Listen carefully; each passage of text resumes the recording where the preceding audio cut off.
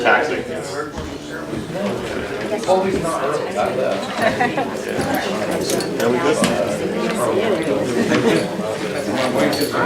There you go.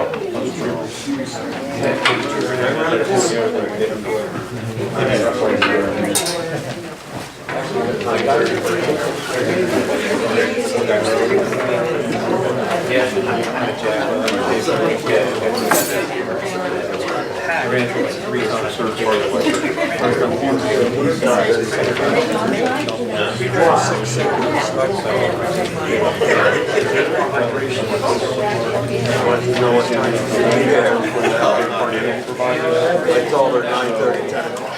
I think it was coming out. 9. That's 2 hours of what? I don't want to listen to you talk for 2 hours.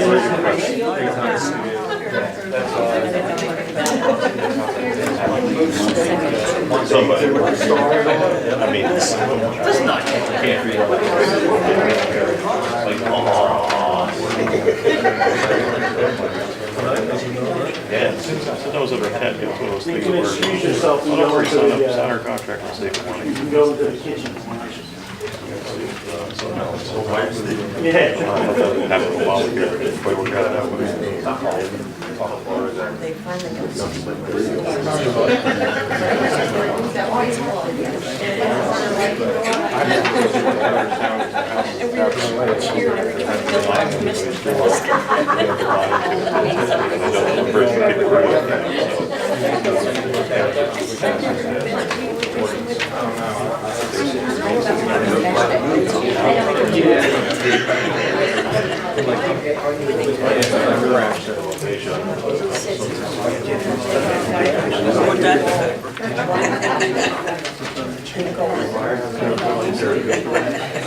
But since they had somebody do 2 weeks ago, so they have power plant is here. This organization, somehow I think this organization saves you money. The theory being, I think that they can shop at different markets. You get us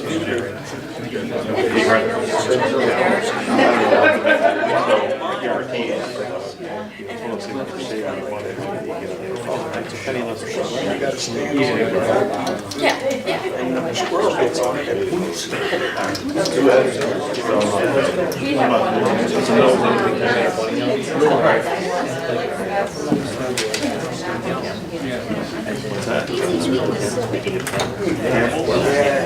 Camel, yeah. Oh, wait, who won the other? Everything's paid.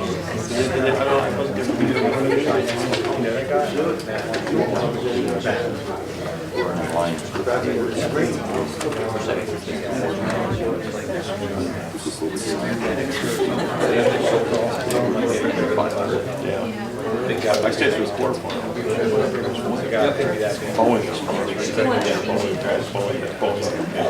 sure, so pretty forward.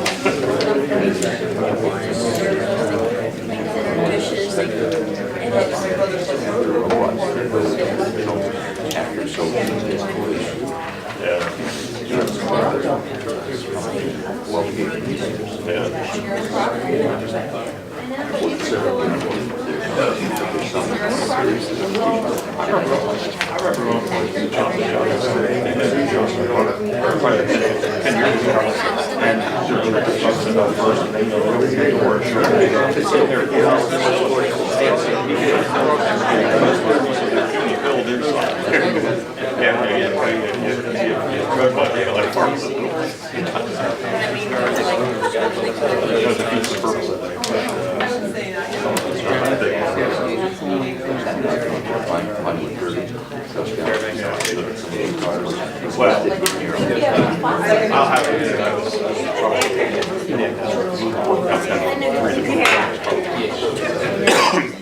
early stage.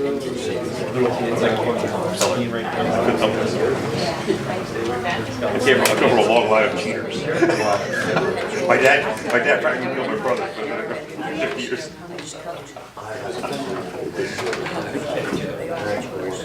My theory on it, but all fathers help their sons.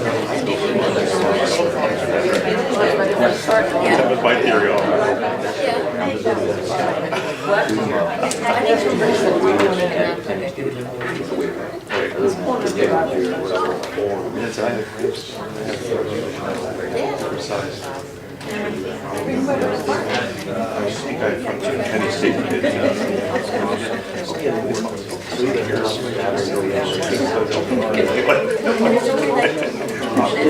yeah, father had no idea, but he's working knowledge of that.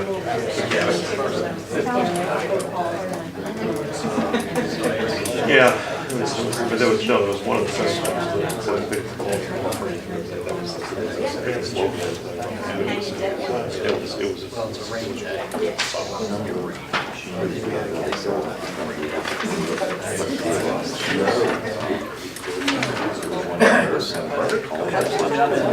yeah, you're right.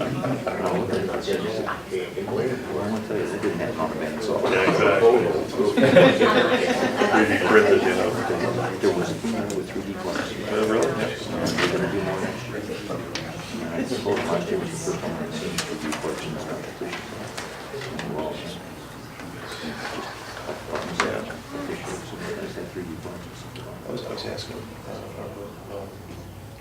Jason, obviously. Mr. Yates is walking into the building. I just figured I'd leave him. What the power Rather than walk up in the middle. I don't know what it was, I'm sure. I didn't want, everyone be looking at That's his Elvis left. Elvis. Elvis has entered the building. Thank you very much. Once again, Just keep standing. Don't sit down. Don't sit down. Allegiance to the flag of the United States of America and to the republic for which it stands, one nation, under God, indivisible, with liberty and justice for all. Sunshine notice. This meeting is called pursuant to the Open Public Meetings Law. This meeting of March the 23rd, 2015 was included in a list of notices sent to the Central Record, Burlington County Times, and Courier Post, posted on the bulletin board in Town Hall, and has remained continuously posted as required notices under the statute. In addition, a copy of this notice is and has been available to the public and is on file in the office of the municipal clerk. Roll call, Mr. Barton. Present. Mr. Franzen. Here. Mr. Lee. Here. Mr. Yates. Present. Mayor Brown. Here. At this time, we'll have public comment on agenda items only. When I call on you, please come forward, state your name and address for the record. Public comment?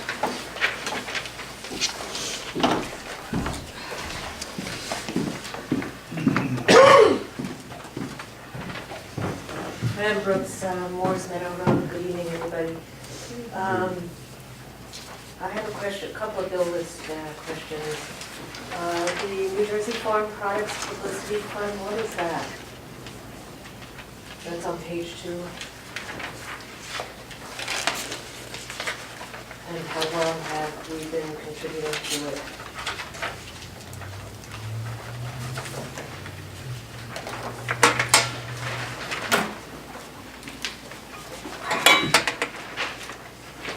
It's under NJF, looks like 52 or 50.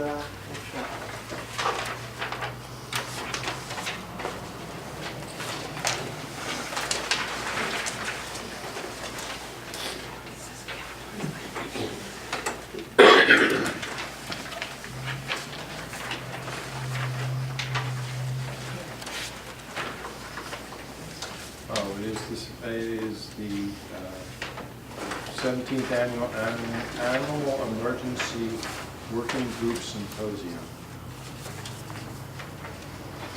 What is that?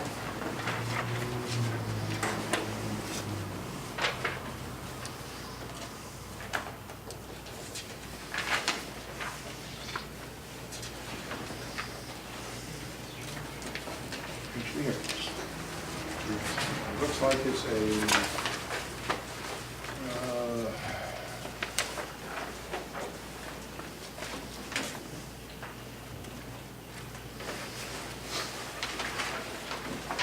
an event for the equine rescue group. Looks like it's a talks about personal protective equipment, first aid. That's basically what it appears to be. So the line that says FUN is not fun for a good time, but No. refers to fund?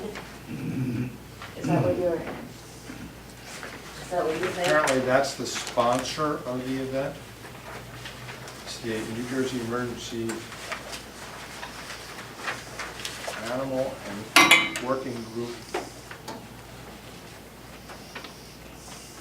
Emergency Working Group Symposium. It appears to be, I'd have to ask Mr. Lowe, because Mr. Lowe is going, or Colonel Lowe. It's talking about emergency disaster. They're asking for the ICS training levels that you are. It appears to be, it's talking about how to handle large and medium animals in an emergency, such as Sandy or something like that. Okay, I think I know what that is actually. Okay, well, it's good we got that aired out here. Explained, thank you. Who's the representative to the Pinelands Municipal Council? I would think. You are, Rick, okay. And do you regularly attend it? Yeah, good, okay. At the bottom of that page, RFP Solutions, maintenance, contact. I'm sorry, what was that? I was just saying that I'm an executive board member of that organization also. Oh, okay. And has been for several years. Oh, okay, good. It's a good board. RFP Solutions, Inc., what is this? What's the maintenance contract for the emergency? That's for the phone system. Oh, for the phone system, okay. And we've had that since the building opened? Yes. Okay, thank you.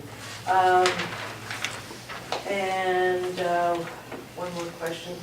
When is our new website going to be put up? This is actually referring to Vision Line Media, because I see that you're paying, I think that's the company you hired. That's for our existing website. We hope to be up and running in probably 4 to 6 weeks, I'm hoping. And a little delay with Eileen retiring and getting everything back on schedule with that. And will Vision Line Media be dropping off, and this other company coming on? There'll be some overlap. So they'll always be there? So Vision Line will always be? No, Vision Line will eventually disappear. Oh, it will, okay, good. Thank you for that. And I just have a couple questions about the resolutions. The 2015-56 for the park improvements, what improvements are they?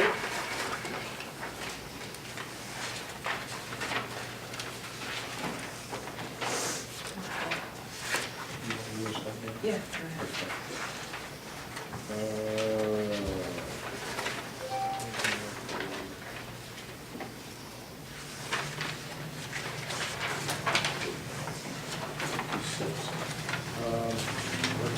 Three projects.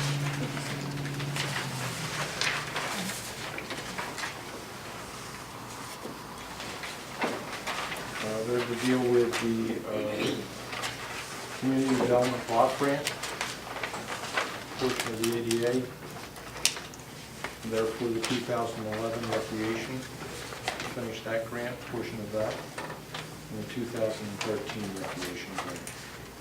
Okay, so, did we already do those? Did we already have, This is the second phase of the community development block grant. The one you're thinking was the one we previously had done. okay, that was completed in terms of That was professional completed, yes. services? That's all done. This is the second one. It's a continuation of essentially the project, but it's in the next grant period. I see, okay, I didn't understand it. And 2015-57, the radio towers, why do we need an engineer to do this work? And is there going to be a firm that is hired to actually construct the, Because we need a set of plans, okay? and we need to make sure that it meets the standard, and we need to go before finance. Okay, so the firm that actually constructs the towers doesn't do any of that work? No, they will bid on the work based on the plans. Based on the plans, okay. I think that's it, thank you. Any other public comment on agenda items?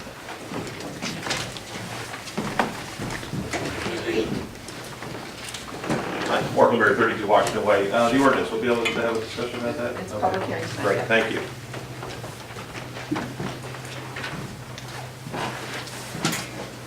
Any other questions, public comments on agenda items only? Seeing none, I'm going to close public comment for agenda items and ask for a motion to approve the bills, but first, Mr. Kramer has a correction to the committee's copy of the bills. Yes, this is a correction only. The committee's copy, the public's copy is correct. Under Garden State Highway Products, you'll see item number 7600 should be 2205 instead of 110250, and item 7800 has been removed. So it gives you a total of $4,410 instead of the $5,512.50. Sorry for the reference on that, but it took me a while to get it straight with our accounting office. With that change, can I have a motion to approve the bills? So moved.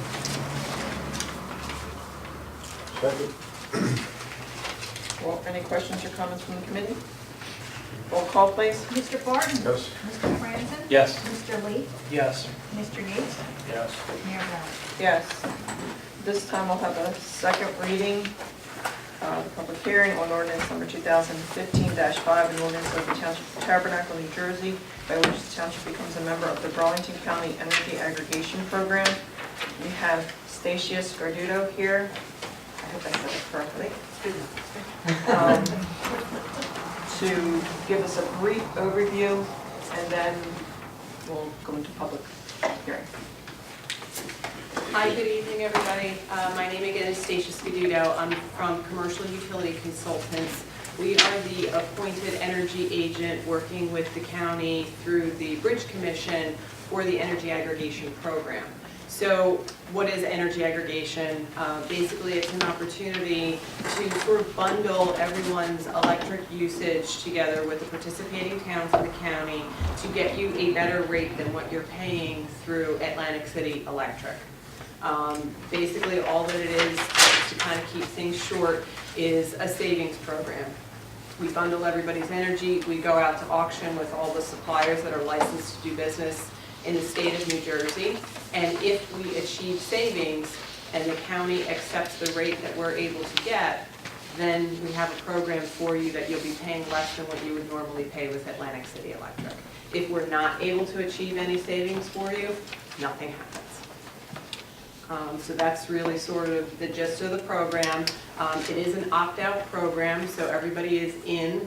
Unless you're already with a third-party supplier, then you're not included because you've already chosen someone else.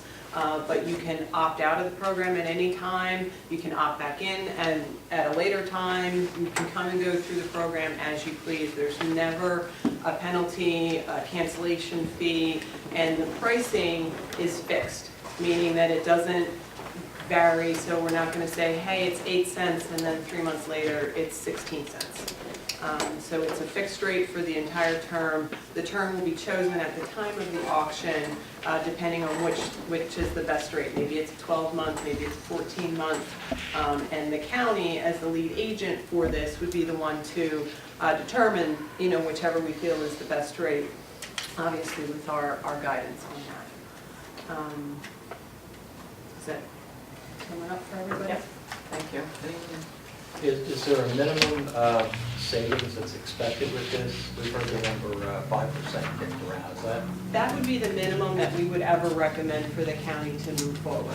At that time, they can still say, no, let's wait and see what the market bears. It could, we could do another auction and, another month after that. But yes, that would be the bare minimum.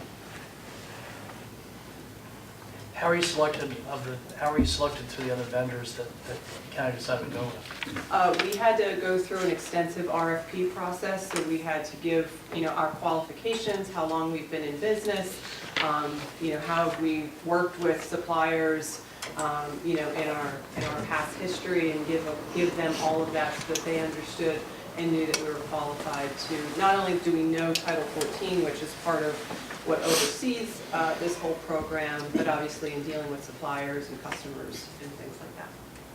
And to clarify, we are not a supplier, we're just an agent.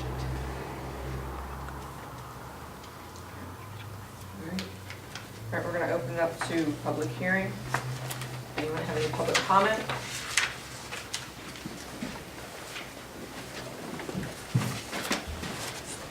Jim Jones, 1601, my question on the actual savings. You're only talking generation charges, not service delivery.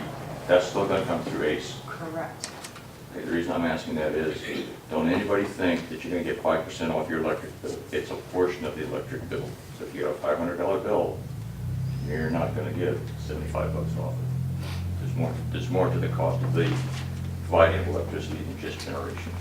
Yeah, he's absolutely correct. There's two portions. If you really look at your electric bill, it's divided out, has been since 1999 when deregulation came in. So the gentleman is 1,000% correct. You have your supply portion and the distribution portion. So that's where ACE comes into play. They are still always going to deliver it to you. Your distribution part of your bill does not change. That all goes through the state and is regulated. That's basically what you're paying to get the energy to you. You can choose a supplier from whomever you wish to do business with.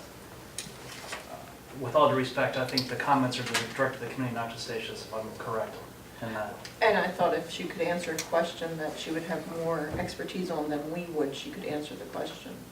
Okay, I've never seen I'm you just, do that. I'm just saying, and I had also You're right, when I I'm originally not. started the public comment. Okay.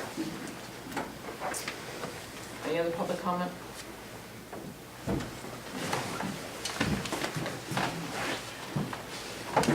Mark Lear, 32 Washington Way. Actually, I just want to voice, I'm really not a fan of the ordinance, quite frankly, for a number of reasons. I think the government, and again, I'm all for the free market. I think free market works very well. I think when the free market doesn't work well is when the government gets involved, quite frankly. And it's not that this isn't a well-intentioned group. I know it is, and I have a lot of faith in their capabilities. But on its face, I think just we're adding layers of decision-making into the process between the person generating the energy or making the power and the people consuming it. And again, we have a recent a similar situation like that. It was Obamacare. We're going to make decisions for everybody that'll be in their best interest. So I mean, although there may be a potential savings, and there may not be, in which case apparently this is only triggered if there is. I'm troubled by a couple things. I'm troubled by the fact that it is, savings you can save. Well, maybe it's 5%. I don't know if that's an absolute, or is that's usually where I would recommend it. We don't say 5%, we're not moving forward, then maybe that's a county decision or a state decision. But at the end of the day, it could be a penny savings, and it would be advertised as a savings. And which in my mind, I'm not sure how, looking at the materials, the presentation the last time we heard from this group, and look at the materials online, the PowerPoint presentation, I don't know how you have a power generator, or the power generator, you have Atlantic City Electric consumer, we have a power generator, we have this group, and again, Atlantic City Electric and the consumer, how we insert another body into this and believe there's going to be some sustainable savings. I don't doubt there's savings now, But my concern is that once you make this decision, it's kind of the nose on the camel's tent. I mean, there's not gonna be another meeting like this to reverse this ordinance, in which case, even though there's a lot of attention on it now, at some time in the future, there won't be. Things will change, legislation will change. It'll happen, I think, without anybody's real recognition, and the next thing you know, things will not necessarily look as favorable as they do today. That's my personal opinion. So, again, just being, like I said, this body have a lot of faith in the decision-making it makes, as well as the county, but there's something about these types of situations where we're inserting bodies into this market, to this really market-based system that just makes me believe that it has the possibility of going awry, even if it's unintentional. Okay, thank you very much. Any public comment? Ken Hall, 66 Summit Drive.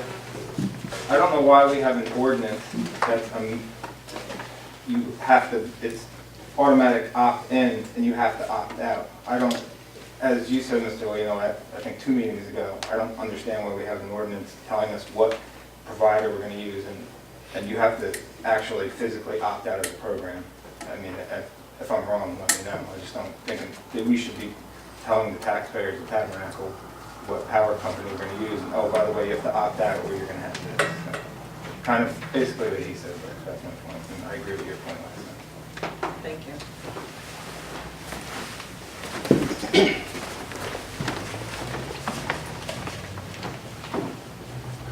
Ron B. Orkland, 120 New Road. I just want to echo the last gentleman's comments that if it is such a great program, you should be able to opt in. To opt out puts the burden on the taxpayer, which I think is unfair, especially for the taxpayer that is uninformed and may want to be left alone. So this is my feeling. I think it's a great opportunity for the town, but it should be an opt-in program only. Thank you. Thank you. Any other public comment?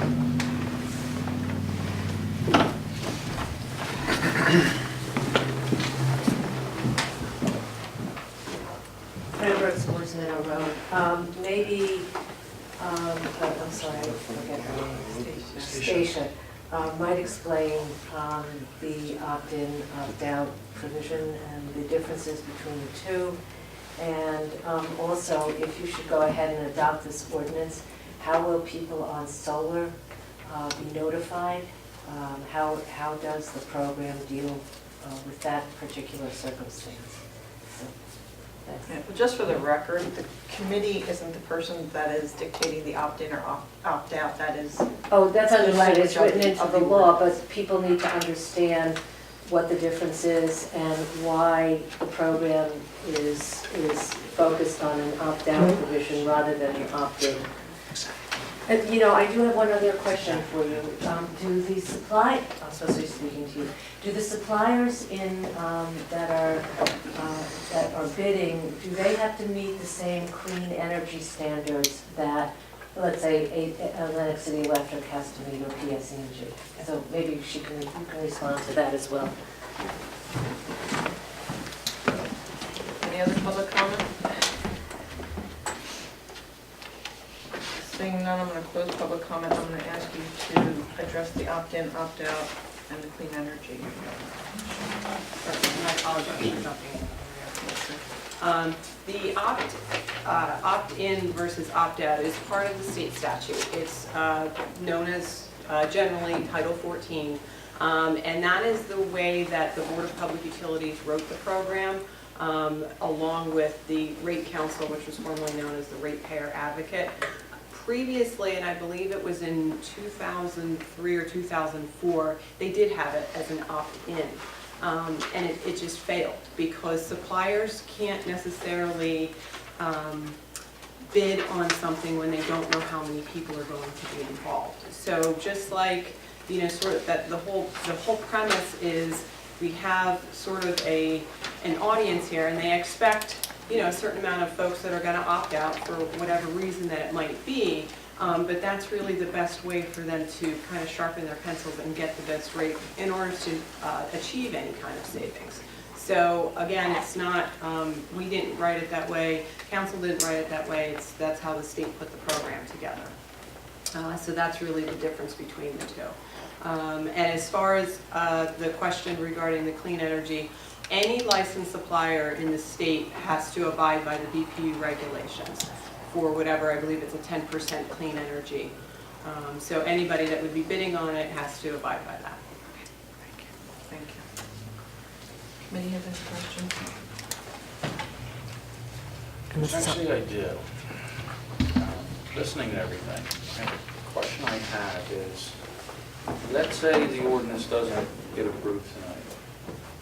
Do we as a township have the opportunity at any given time over the 2-year period of opting in to the county's program?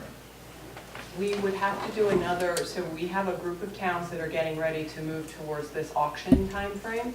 So we would have to either work with you individually to do a program, or wait until there's another group that the county says, okay, we're gonna go out, you know, again, with a separate group aside from that. So you can't opt in, once we already have a rate, you can't opt into that rate, because again, the suppliers bid on whatever, you know, 50 million kilowatt hours. So they're, you know, they may not have the ability to, you know, pull on more. That's why it's good to know up front, so they know their load factor and how, you know, how much they have to service. So residents can opt in and opt out, but municipalities can't? If the municipality is in the program, residents can come and go. If the municipality is not in it, then no one in Tabernacle is going to be able to get the rate that we get for everybody else that's in the program. How many municipalities, I'm sorry, No, I was just going to ask that same question. Go ahead. how many municipalities are in the program at this time? Right now, I believe that there is 5. We have Cinnaminson, Riverton, Morristown, Woodland, and I'm missing one. I'm missing one other one. Riverside? Riverside. Did I say Riverton? I'm sorry. Riverside.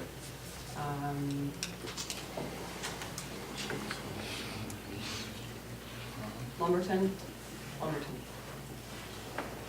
So that's 5 out of 40 municipalities. Yes. How long have you been doing this?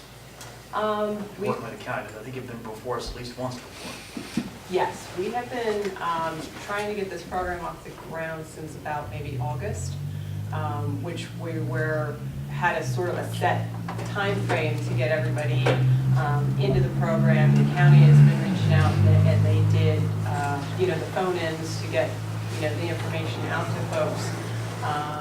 So we just sort of decided, like, hey, there's a group that's ready to move forward, so that we are not penalizing that group that's ready to move forward, so that if we can get them savings, they get their savings as soon as possible, rather than waiting for 20 other municipalities to be able to make up their mind. What kind of a rate does the county get on their county-owned facilities versus the township?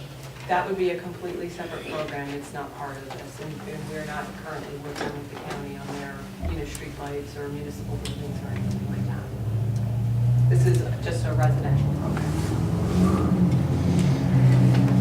And they did have an outage. I mean, Atlantic City Electric still owns the infrastructure, correct? Absolutely.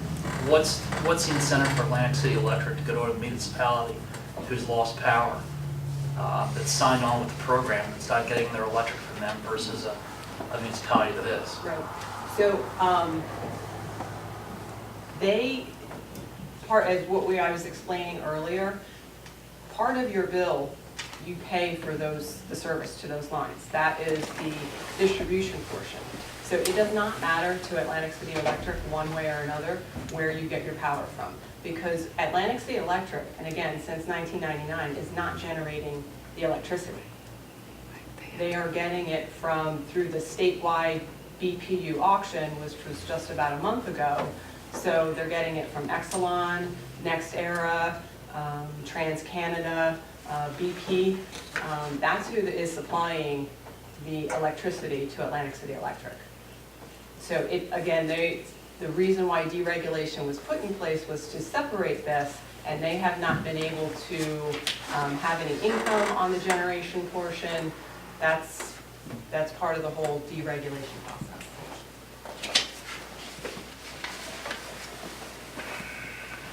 Any other comments, questions? Just concerns. Let's see. If you're looking at not even 20% of the county is taking of getting into this. That's mostly smaller towns. I have one question.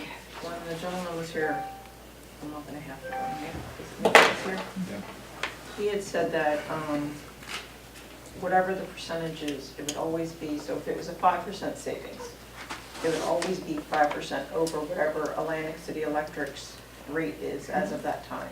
So 6 months from now, whatever the rate is, it's still 5% cheaper, is that correct?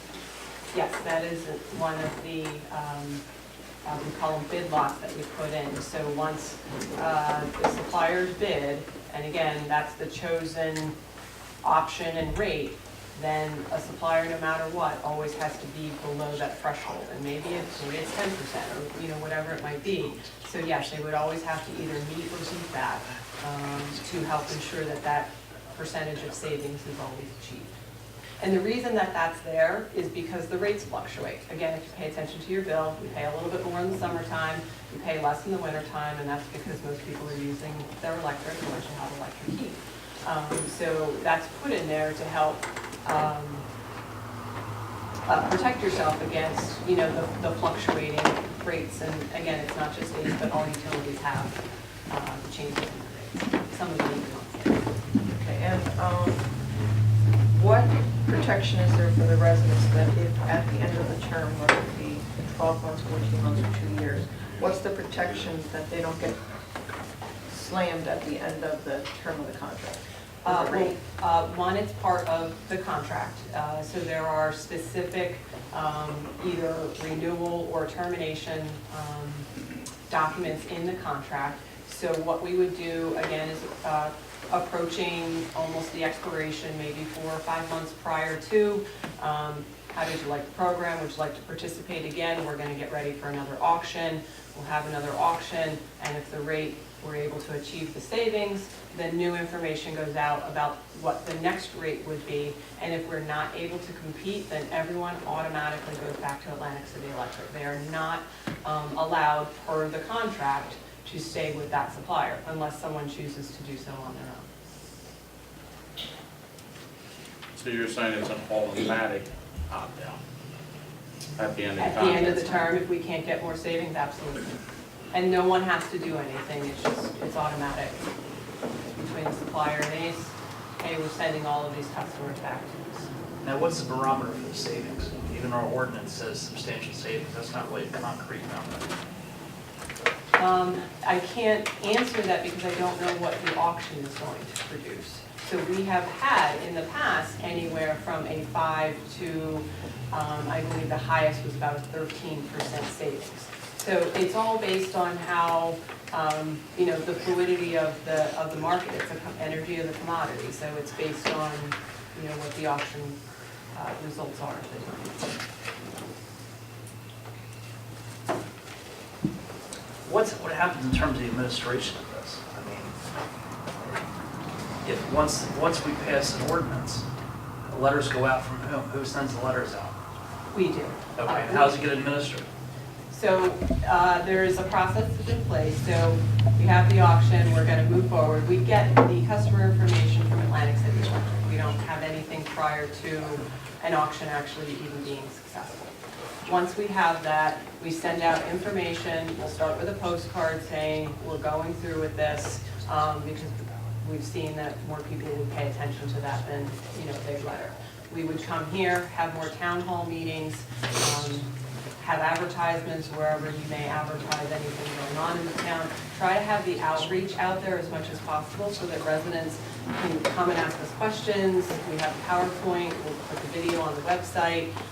We try to make sure that residents understand what this is and get them to understand, the comfortability of it. We handle all of that. That's my question. Why not do that before the ordinance is passed? Why do it on the back side of why come in the back door of the barn versus being up front with the residents and saying this is what we want to do and having the outreach ahead of time before the ordinance is passed? I think the way we're doing this is backwards. You've got 5 out of 40 municipalities have signed up for this. It's been longer since August. It's been about 2 years. And I'm not quite sure why we need to tell residents that this is where your electric has to come from. Yes, they have the opt-out option, but you're asking residents to take the burden off on having to look for a letter in the mail, fill it out, check it off, and send it back to you. I think this is a backwards way of doing it. And I absolutely recognize there's nobody here that wants to save the taxpayers' money more than the people sitting up on this board. There's no doubt about it. But I think the way we're going about it is backwards. I think if there was an opt-in option versus an opt-out option, I'd be in favor of it. But it was changed in the legislature several years ago because the providers weren't getting the buy-in. And they didn't want to take the legwork to get the work done. And that's kind of the same thing here. Once we get the ordinance passed, then you're ready to go do work. But let's see the work ahead of time before the ordinance is passed, with all due respect. I think it's disingenuous to the residents to pass an ordinance changing their electric service provider and then having to go back after the fact and say, here's why this is a great deal, and trying to sell it after we've already passed the ordinance. I think it's disingenuous, frankly. And if you come to me and say we've got 30 out of 40 municipalities are signed up, and there's more of an incentive, and there's more of a guarantee of what the threshold is, we'll have a different conversation at that point.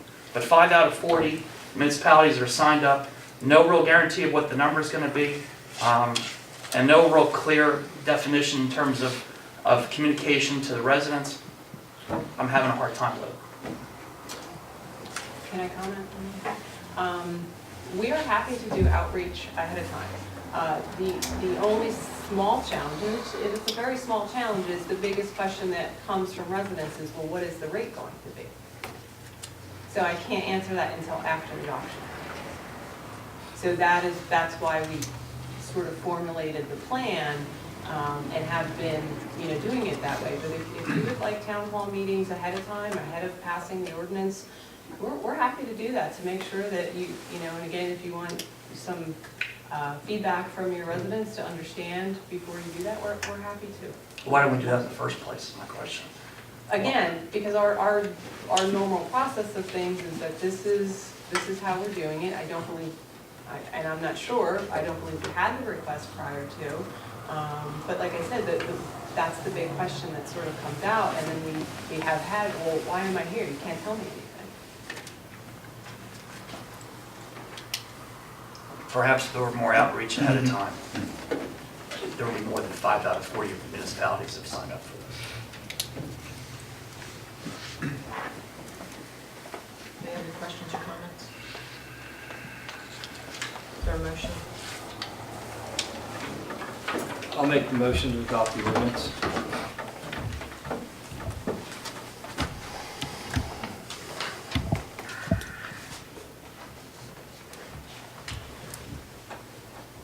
Is there a second? I'll second it. Roll call, please. Can we have a discussion before we... Sure, go ahead. The energy aggregation bill started in 1999 under Christie Todd Whitman. She was the governor. Here we are 15 years later, and we got 5 towns out of 40 in Burlington County willing to move forward with this.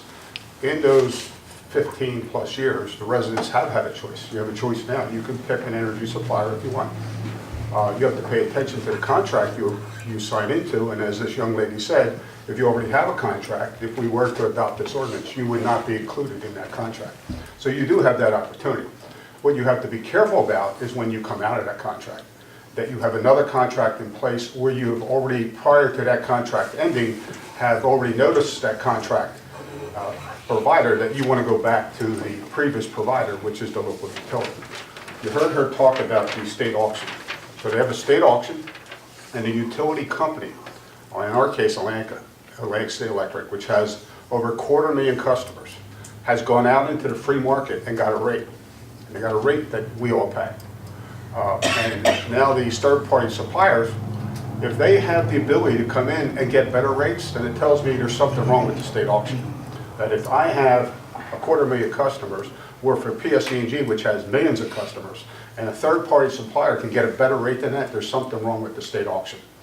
Now, with that being said, my real problem with it is local government overstepping its bounds in the services that it provides.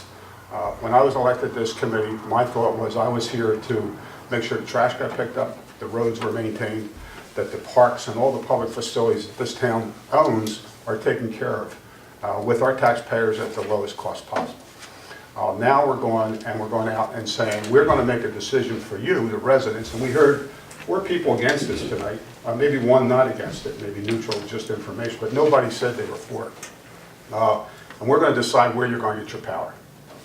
And then you're going to have to decide whether you like that or not, based on a card that you're going to receive and hopefully pay attention to. So where does this go with government? You know, do we someday say to you, for those of you that have oil tanks, we're going to decide where we can get you the best rate to buy your oil. Where we're going to decide what credit card company you could use because we can get you a better rate. And I don't think this is about this body of government coming up with a better deal for you. To me, it's about us stepping into your lives as a local government agency and making decisions on where you're going to get your utility services from. And I don't think that's the purpose of government. I think it's a slippery slope. It opens the door for other things in the future. I understand why the legislators were lobbied and why the third-party suppliers got this legislation, because they do not want to do what Committeeman Lee said. They don't want to go in the door to door, or do an outreach and sign you up, because they can't get the information from Atlantic City Electric about your customer profile unless you give them permission to do that. If we adopt this ordinance, we're giving them permission for everybody in this township for them to go Atlantic Electric and pull all that service information on you. So they will have the ability to get all your information from Atlantic City Electric. They do have the ability right now, if they want that, they can come to you, ask you for permission to be a third-party supplier for you. If you sign over, they can go get that information. So what you see is happening here is there's a huge savings by doing it this way that benefits them, not the residents. And for that reason, I'm against it. And I would encourage my fellow committee persons to also be against it for those reasons. I think it's a service that government should not be involved in. I think to have a contract you sign, and then the rate determined after the contract is signed is a pretty poor business model, but I guess it's a quick way to do business. I absolutely want to do whatever I can while I'm sitting on committee to save the taxpayers in any way possible. I walked into this year hoping to have a tax decrease. I might not get that. But I can tell you that I have a real hard time with telling residents where they can get their power from. I don't think it's any of my business. It's their right. It's not my right to tell them. And I would encourage my fellow committee folks to look at it from that perspective. I think we overstep our bounds by telling people where they can get their service from. It's not our right to do it.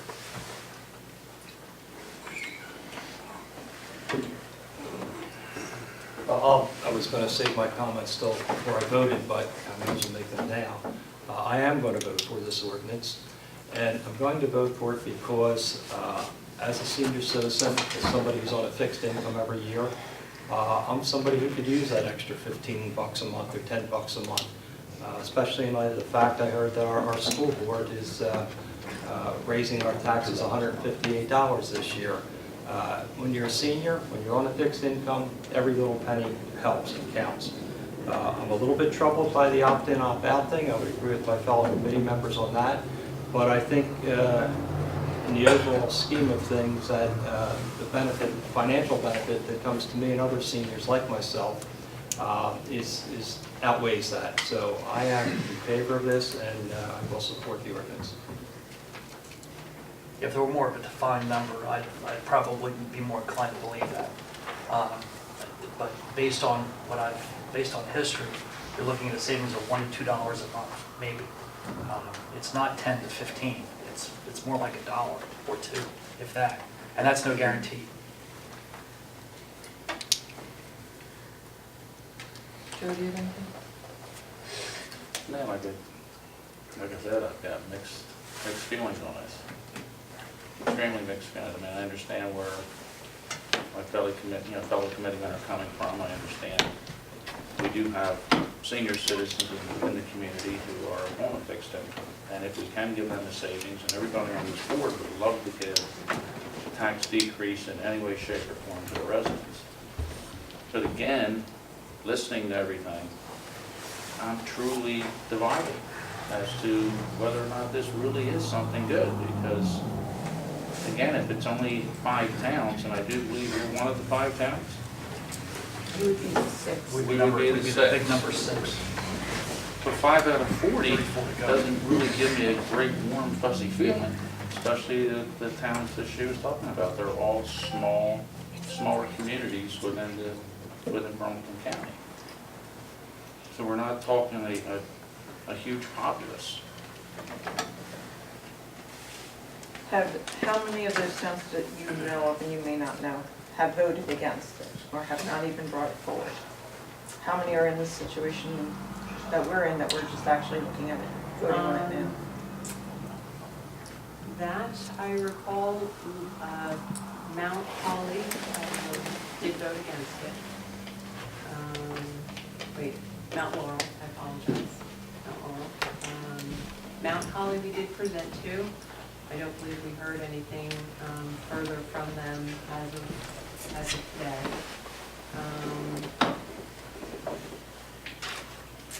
And many of the others said they wanted to see how the first round went and that they would anticipate potentially joining in on the date.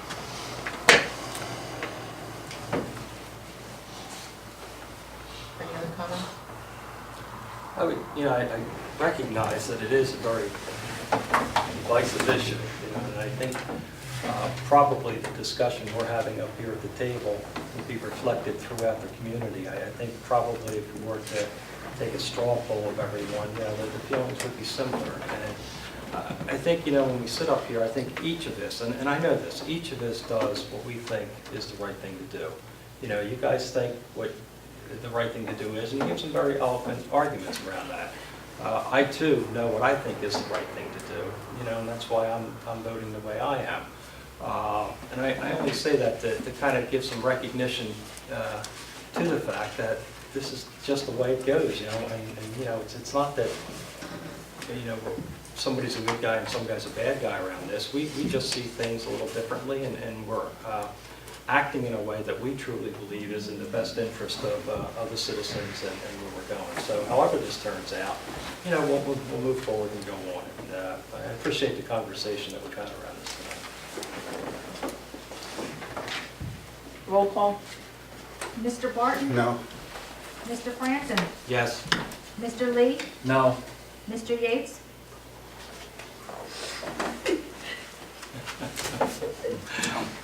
See, now I'm not deciding to vote. You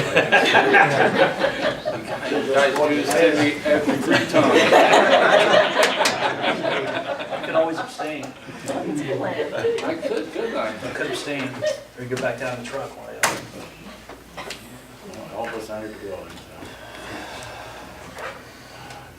So. Right now, my gut is telling me no. Mayor Brown?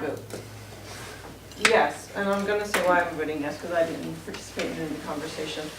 And I know my vote doesn't really matter at this point. However, I do believe that when there's an opportunity to save money, the residents, we're not telling them that they have to do it. The residents have an option to be able to get out of it by having the meetings. They would be able to opt out at those meetings also. We can provide them with the ability to opt out, provide them with savings. It's totally up to them. And I would have to disagree with your dollar a month savings, because I have been involved in a third party that my rate did skyrocket and I paid a lot more and opted out of it. So something that actually has a guaranteed savings over what Atlantic Electric is offering as a rate, to me, a savings is a savings. So. Did the spike come up in year 2? No, I was in an open-ended contract. I could opt out at any moment I wanted to.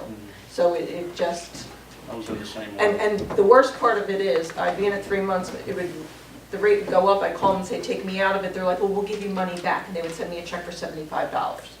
So, it's a little ridiculous. So. I was on the phone for a good part of the day today, talking to residents that had it at one point and had gotten out of it. And it was this kind of a rate That's why, structure. to me, this was a better option, because it was a guaranteed savings completely over Atlantic Electric, or we're not in it. So it was either you're saving or you're back with Atlantic Electric. It was one or the other. The residents had the option to go in, go out whenever they chose. It wasn't you're in it for the 2 years, you're in it for the 12 months. They were in it for as long as they wanted to be or not in it. It was totally their choice. So that's why I supported it. So with that said, Well, I'm not saying that I'm not open-minded to seeing what the second round brings. oh no, that's fine. I'm just saying, we're done, we're good. We'll move on. Can I ask, I'd like to ask Stacia a question for a second. You missed your opportunity. We had time. No, go ahead. Object all you want. What's the situation with the Bridge Commission? I think that, I think 5 out of 40 is a bad number, and I think it would be good to promote the program in a better way. And maybe it's the responsibility of the Bridge Commission to do that, or the county. What's the relationship? I was trying to figure that out before this meeting, Sure. and what's the relationship there? Could you just explain that? So the county established the program, so they passed a resolution, as you would have to as the county, to establish any program. So I think it was last July that the county said, we're gonna start to work on this program. They, so again, they opened it up, and then and I don't know because I don't want to misspeak either, so I believe that they felt that the Bridge Commission maybe had other resources or whatever it might be to help oversee the program. So instead of us dealing with any of the freeholders directly or whatever it might be, to say, okay, well, what do you want to do about this, or what do you want to do about this, that we would work with the Bridge Commission, kind of more hand in hand on some of the details and in getting some of the word out. Except that I do know, and it was in the fall that the county did a lot of those phone-in town halls. And maybe that's where, and I don't want to say a disconnect, but it was just maybe too much time in between when they did those town hall meetings, and then we started to approach a lot of the municipalities to say, okay, well, we're moving ahead now, and then, kind of the end of the year tends to be a little bit more of a difficult time frame because they weren't going to necessarily introduce something that they knew they weren't going to be able to pass by the end of the year. So that's when we started at the beginning of the year. So I think maybe timing had a lot to do with that. So as far as that relationship as to why they decided to go and have the Bridge Commission oversee it, I can't really answer 100%. Okay, thanks.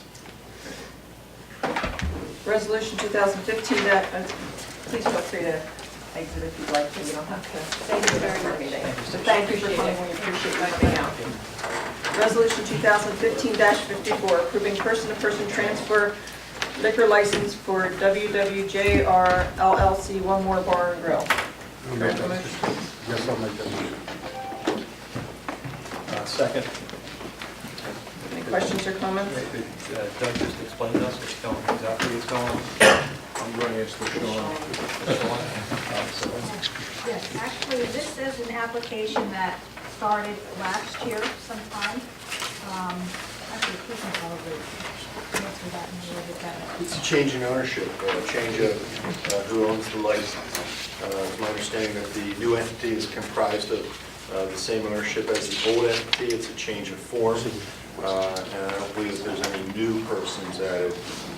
It's just a change in the corporate structure, and therefore who is the entity that actually holds the license. Thank you.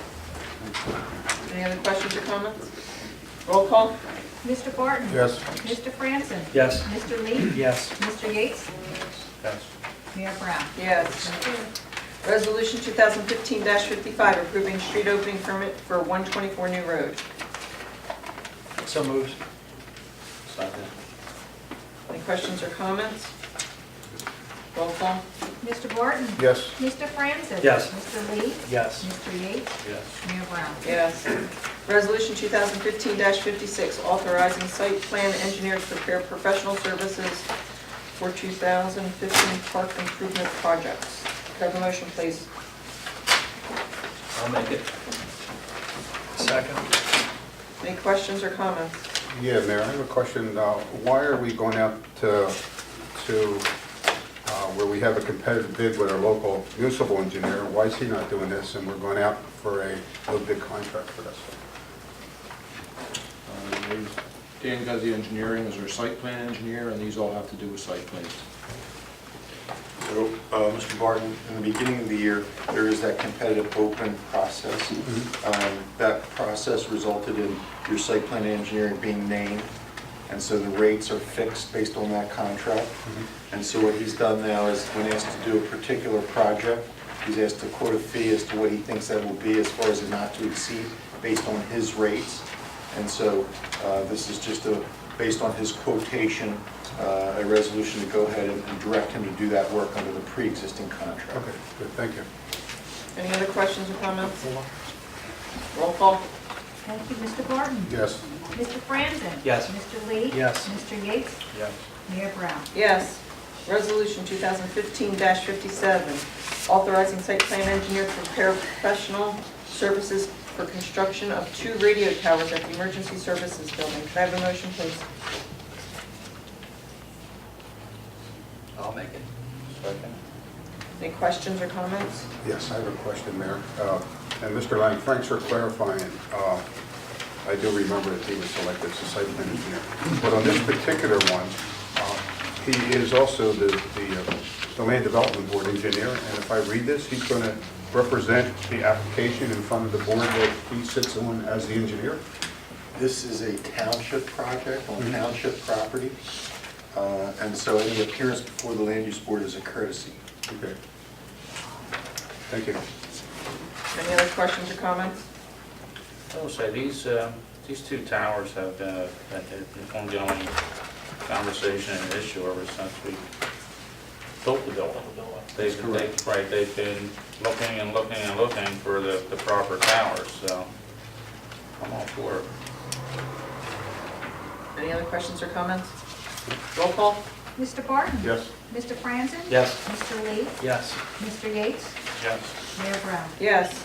Can I have a motion to approve a parade permit for the Triathlon Challenge Atlantic City presented by Caesars? The event is June 28th, 2015. Can I have a motion, please? Do we have any paperwork on it? What was in there? I don't have it. It was part of the packet. I remember seeing that. The packet, do you want to? The Friday package? Yeah, the Friday packet is in the electronic version. Solid.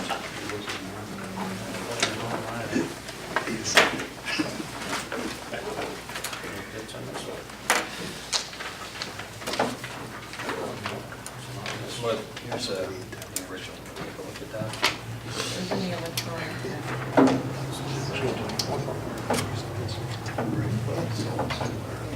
Got here too late.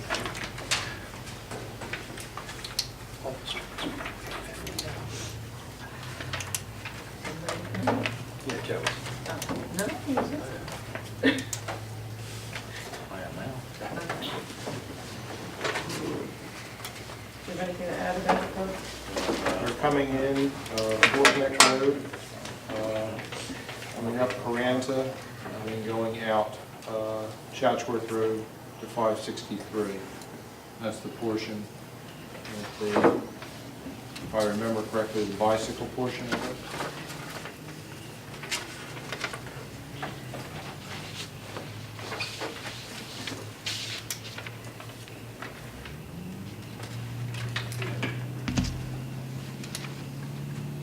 And they did provide the insurance, correct?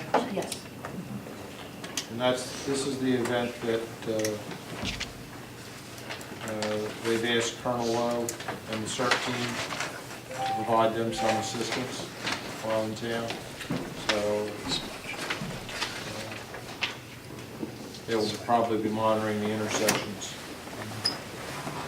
Is that a Saturday or Sunday? I saw that. Is this the 28th? Yeah.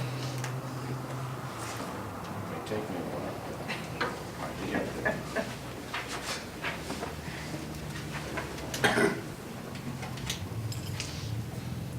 I can stand out with Michigan. June 28th. Just looking at the path they're gonna be taking. Sunday. Sunday. Am I reading this right? They're going right down 563? Yes. Does that mean I have to hold a bar out and stuff like that? Turn the Cranberry sprinklers on? juice. Set up a blue guard. Yeah, turn the sprinklers on? Oh, boy. Is there a motion? Mayor, I would suggest that the event's not until June, and we haven't had a chance to take a look at it. We table it till the next meeting and deal with it. Is it time sensitive? It is, we'll take the time and take a look at it. Do they need anything soon because of advertisement or anything? I'm not sure it has to go through finance to get permission. That's true. I'll make a motion to table it until our next meeting, or next meeting, the workshop. I would take the workshop, I don't think wait 1 or 2 weeks, we don't need that much time, okay. In my experience, the Highlands won't need it much before the event itself. That would be they'll process the application themselves. Part of that will require an indication of the resolution that the township has adopted and given the permit, and they get that the week before, or even sometimes the day before. That's usually sufficient. Do I have a second for the table? Second. All in favor? Aye. I believe we need another motion for something else. Yes, Mayor, on my table, I have 2 applications from the New Jersey State Firemen's Association. It's a membership application for 2 individuals, Keith Everett Zane and also for Aubrey P. Smith.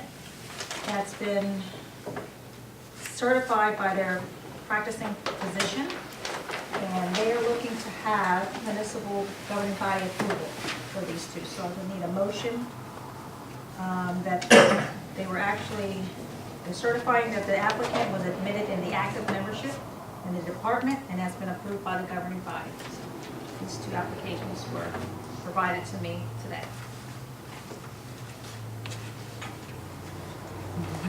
Come out as I walk through the door. What's that? I said I found out when I walked through the door, it's something that you look at the But it does require the governing body's approval on those. In the past, I believe this was done by the commissioners.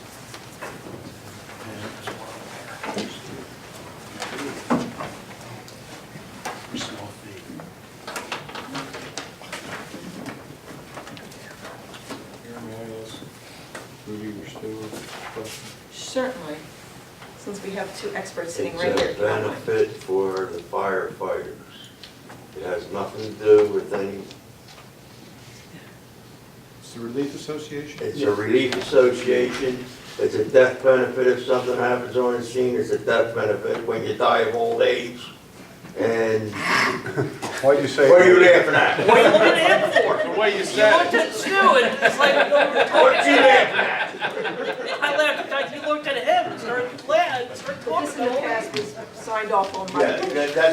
It's just that they're going into the organization. The township has nothing to do with it. The state takes care of everything up north.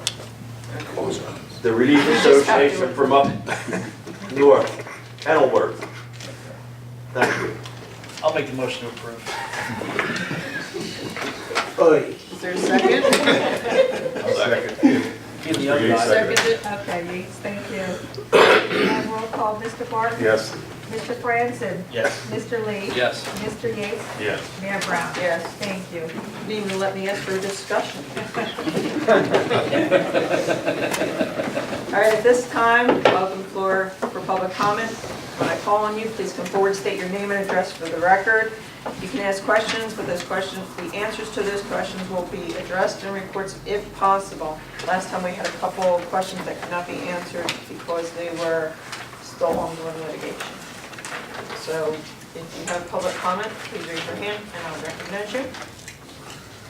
And I do recognize you, Mr. Hall. Penn Hall, 66 Summit. Mr. Kramer, we will have to get any information on the addresses I gave you. I have some, I was.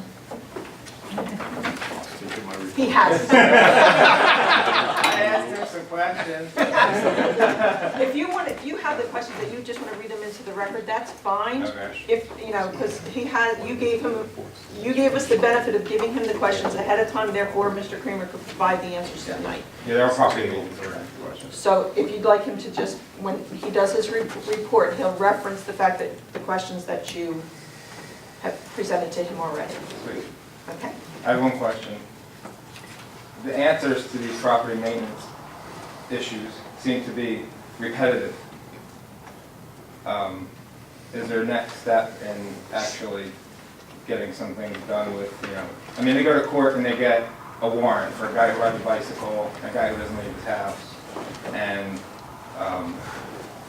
you know, the excuses just keep going full circle to, you know, let's say, for example, back to, oh, I'm getting the insurance check and I'm getting estimates, but that's what they said in May. Is there a process to where we end this cycle of repetitive excuses with the board and get these I just don't want these properties turned into the next North Drive 4 years later. Thank you. All right, thank you. Any other public comment?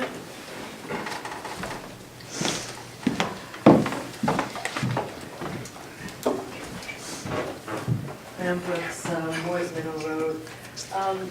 Back in September, you passed a bond for, I think, $850,000 for road improvements and also for renovations to the old squad building. But at the last meeting, I think Mr. Franzen noted that the cost of renovating that building was going to be somewhere around $1 million.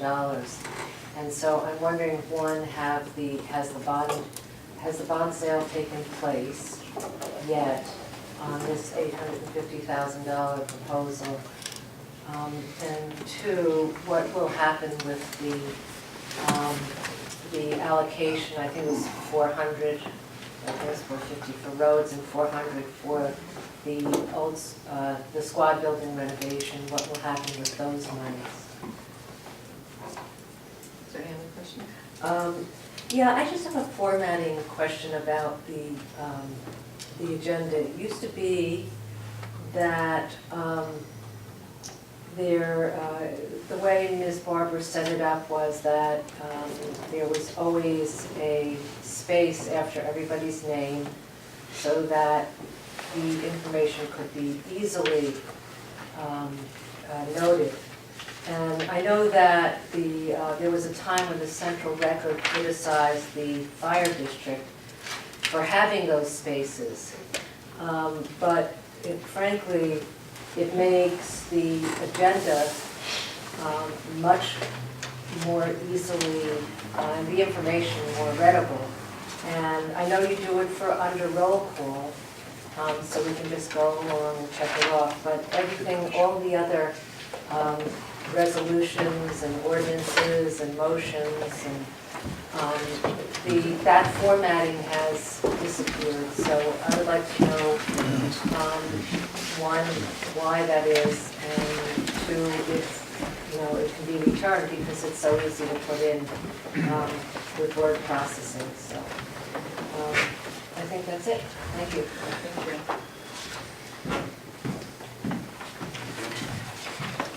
Any other public comment? Yes. Good evening, Sean Judy, Goose Pond Road. The last meeting that I attended, I spoke to you guys about a piece of property on Goose Pond Road and purchasing it from the town. And I was just kind of wondering where we stood or what the next steps were. We'll answer that. Is there any other No, questions? that's it. That's all I Okay. got. Thank you. Thank you. Any other public comment? Seeing none, we'll close public comment. And start with Frank, the engineer. Sure, Mayor. Basically, we had a pre-construction meeting on Tuesday, March 17th with the contractor, Airway Paving, for paving Suey Place Road. Basically, the asphalt plant should be opening next week. It's about time.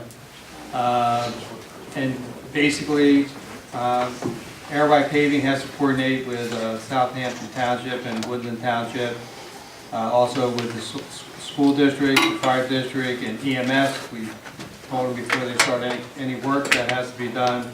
Also, they have to give residents door hangers 48 hours in advance before any work is to be started. We also asked for a construction sign be placed on Sylvia Place Road that says the construction will start on or about whatever date shall be. We'll start April 1st. We'll start on concrete work, which is basically inlets. We're doing pipe work. There's a cross drain or whatever we're replacing out there. And then we'll work our way through the streets or whatever, make sure that the streets are accessible. If they're not, we will have to do some detouring or whatever. Anything else? Yeah, just a note on South Jersey Gas. Basically, street openings, they are starting back up. Around Prickett's Mill Road, South Jersey Gas is now moving into Southampton Township, and they will be working to like 100-some street openings in the Prickett's Mill, Eagles Mere section of Southampton. It's actually the first time South Jersey Gas is in Southampton Township, so just a note. Thank you. Anything else?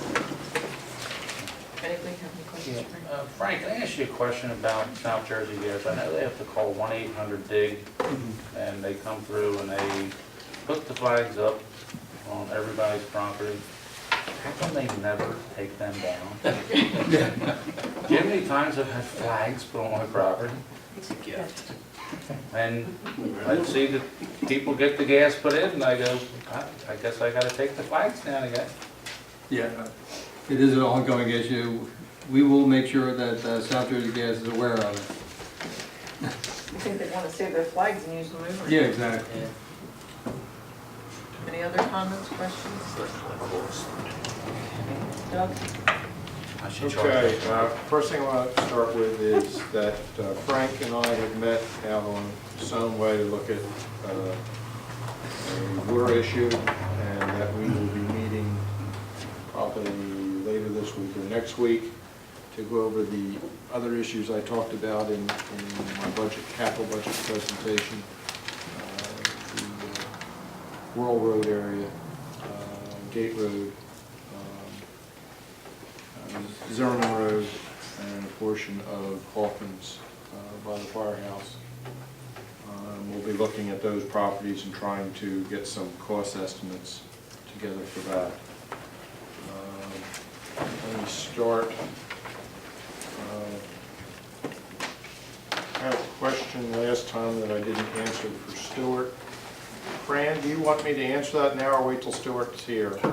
Which question was it? One concerning the fire company and the rental. Just answer the question. Okay. The question was concerning the rental of the firehouse and who receives the rental money. We are presently right now working with the same arrangement that the fire district did with Medford Farms Fire Company, where the fire company keeps that money.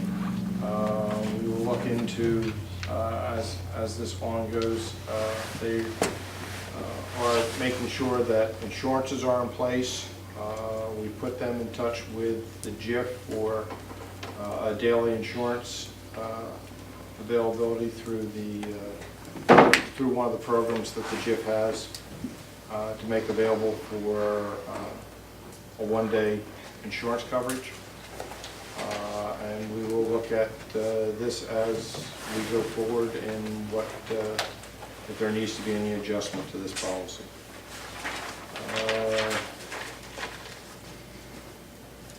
Mr. Hall's questions were concerning the number of residents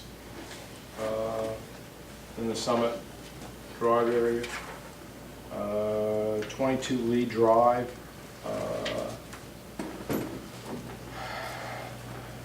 That house is, we've ordered to demolish the structure. We're waiting for this budget period to pass, and we can pass a budget, have the funds to do that. It looked for a time where we might have a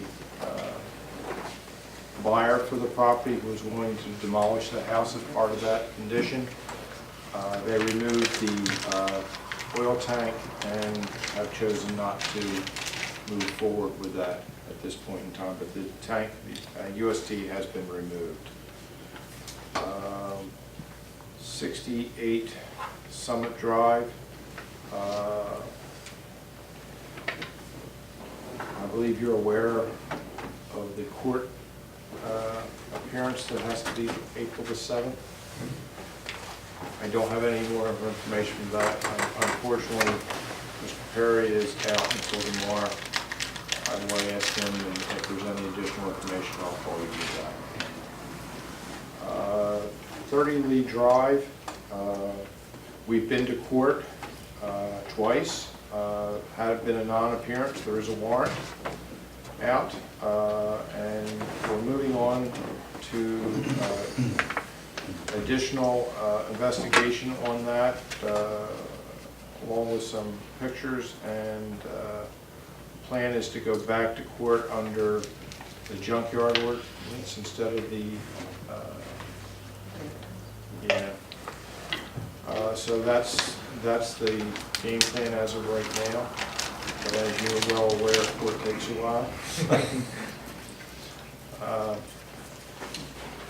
The other two Summit Drive programs, I know we're working with a resident. I do not have a current update, any difference from what the last update is from Mr. Perry on where that is, other than they're working with a contractor and an insurance company. The one at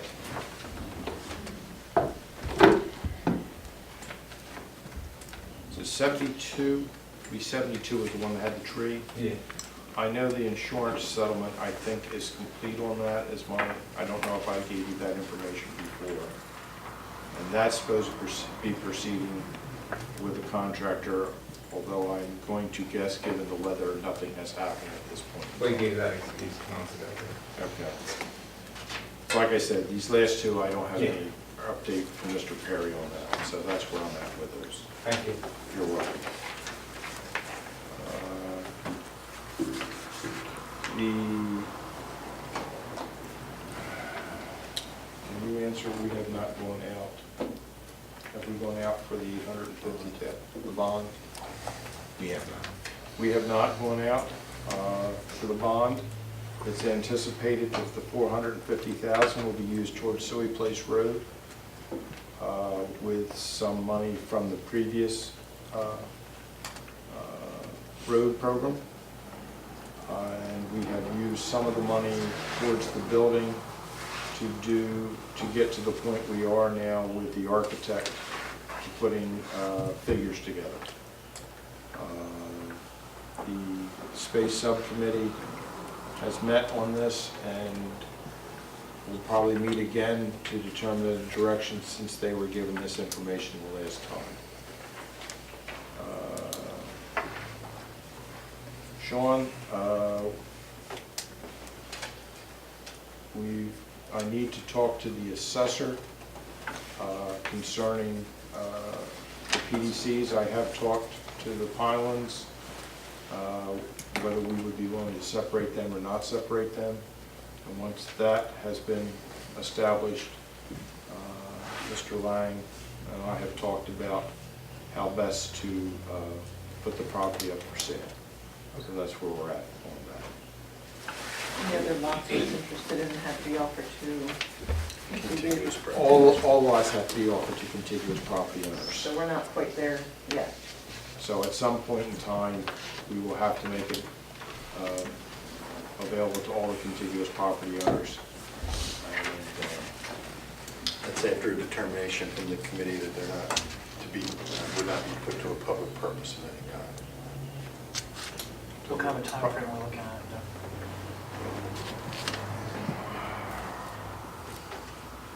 Probably a month from now, we can probably have some idea on the whole process of whether we're separating or not, whether it'd be wise to separate. Hopefully I can give you an update in 2 weeks.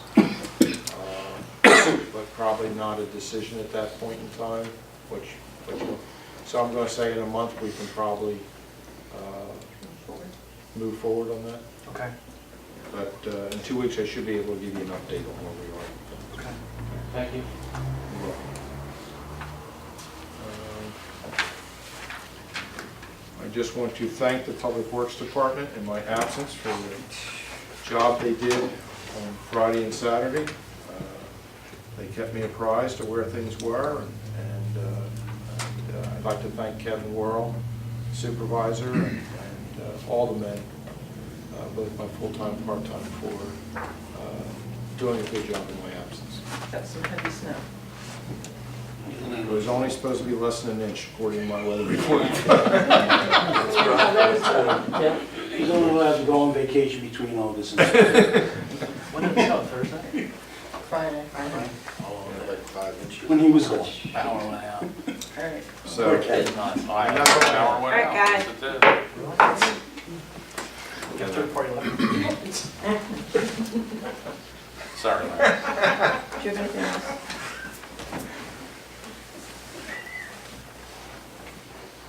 That's all I have. Do you have anything?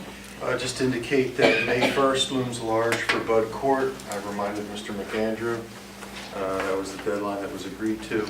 Crown Castle is not yet completed, and we'll be happy to respond and provide all information and answer any questions the committee may have once the matter is stiffed out and completed. Thank you. Thank you, that's it? That's it. Joe? Yes, Doug, on your report, you talked about the firehouse rental income. Yes. What do they use that for? They use it for conventions? What, the money that they raise from those renters? How, do you know what they use that income for? Right now, they're using it to generate a bank account, some type for any of their other expenses. I don't know what they've used it for in the past. Do you have oversight of that account? You'll know where that money's being spent? I can probably ask. Okay. I would hope they're going to use it for conventions or whatever they need to better their services or training, whatever. Okay. The other question I had is, I heard Gate Road. Is that the residence where there was a problem with South Jersey Gas? Yes, there is. Okay. My position on that, Doug, is that, as you know, the resident put I believe it's a stamped concrete driveway out into the roadway, and they put a drainage ditch under that driveway. They asked South Jersey Gas for gas service.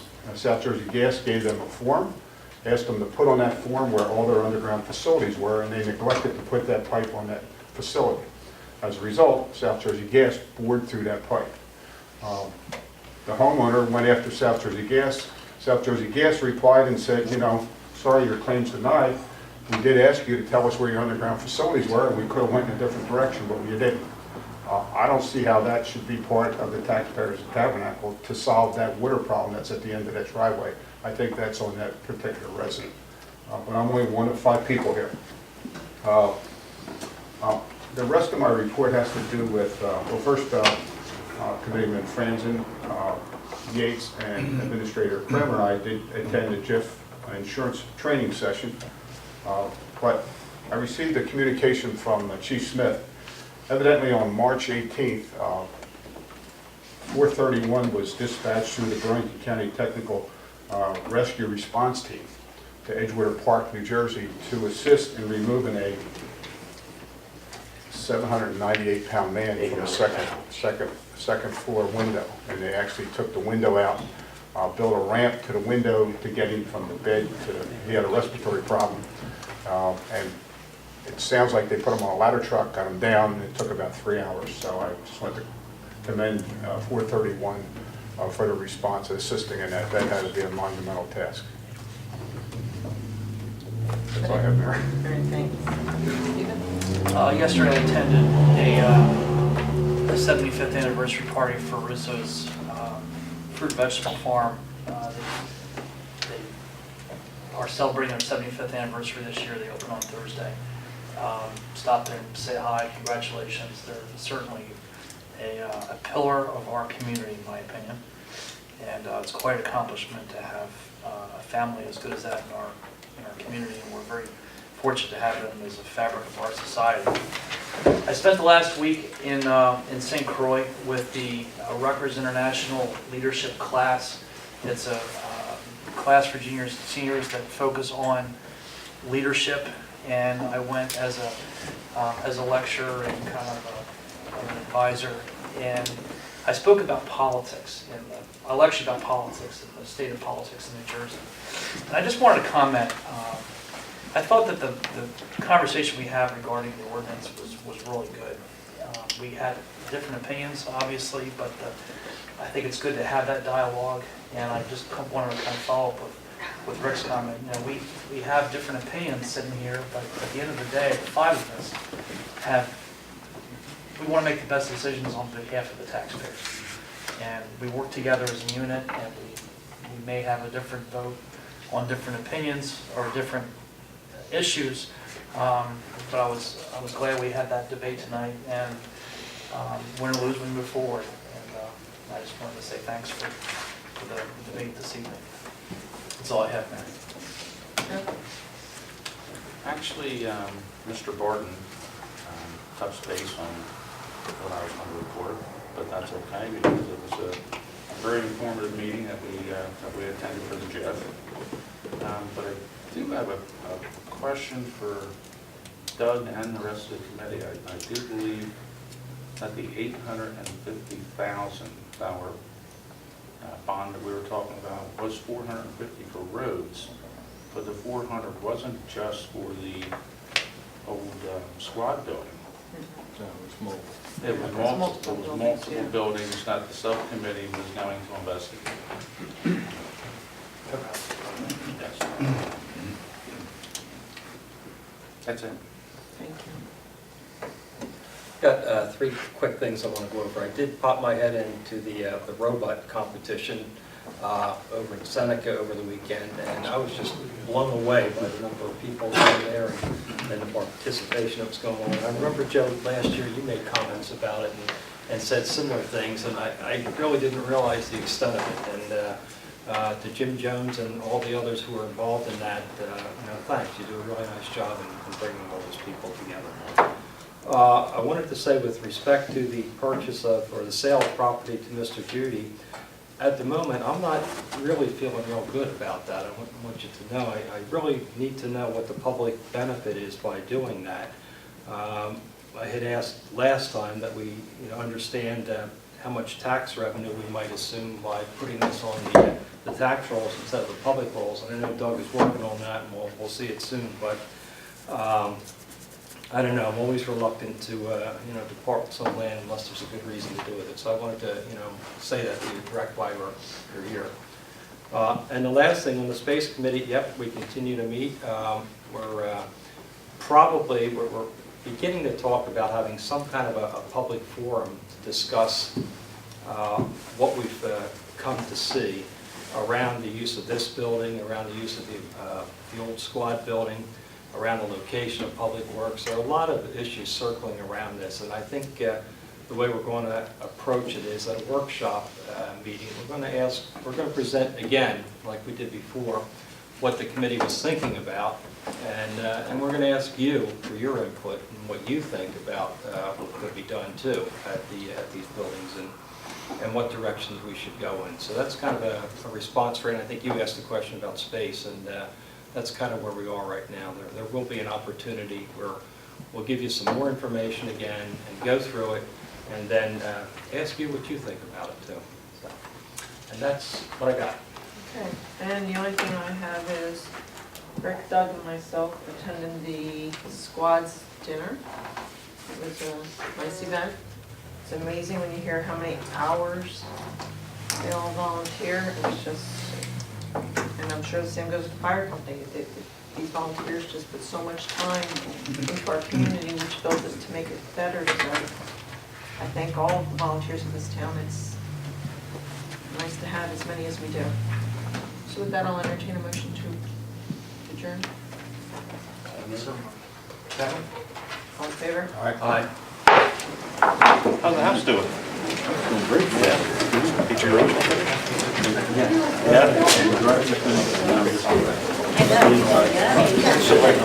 Yeah. I'll have to come over and see it. I might water down your driveway one of these days. Yeah. It's a beautiful house. I felt like I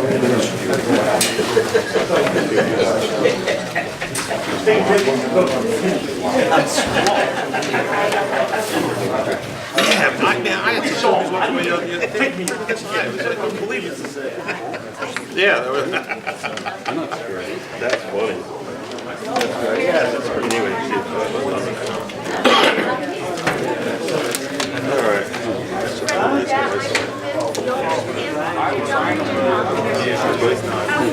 seeing you, man.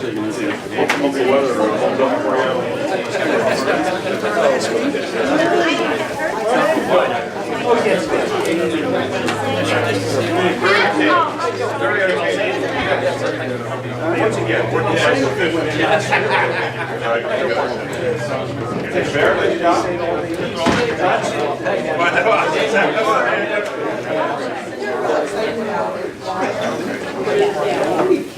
No, no, no.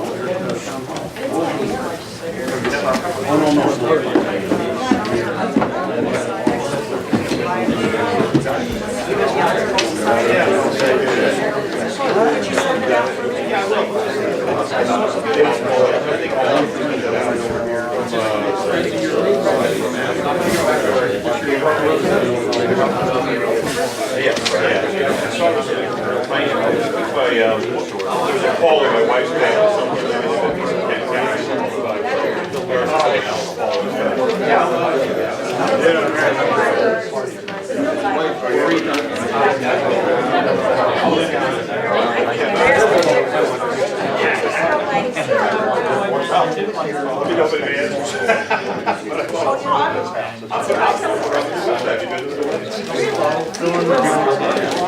I've actually had some pages to the counter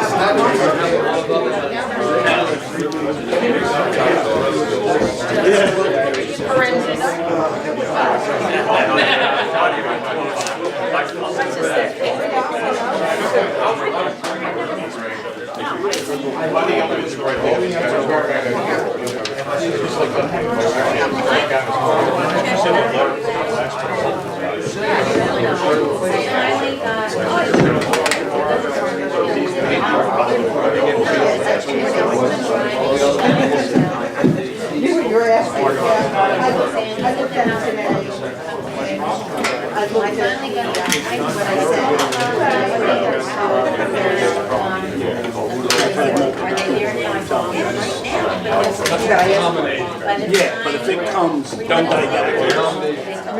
redacted, we're violating the law. Oh, so it's okay, since the, no, so even that, but it's okay, because some of that. I'm sorry? It was about when you moved Oh, yeah, I already had 3 clients. Really? Yeah. I went to Vegas last week, for the girl that used to employ me, and I made her show. That is good. One that's been. All right, that's cool. Okay, yeah, for this. This is for Bob.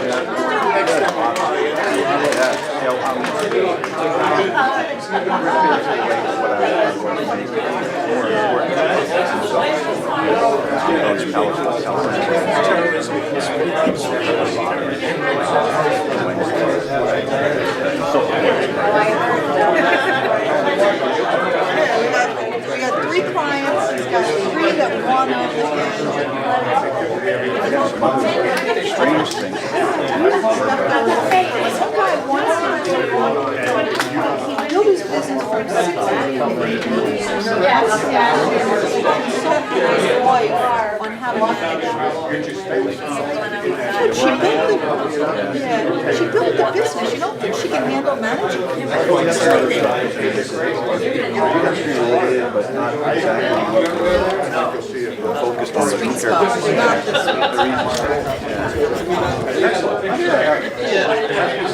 I'm going to talk about 18 years.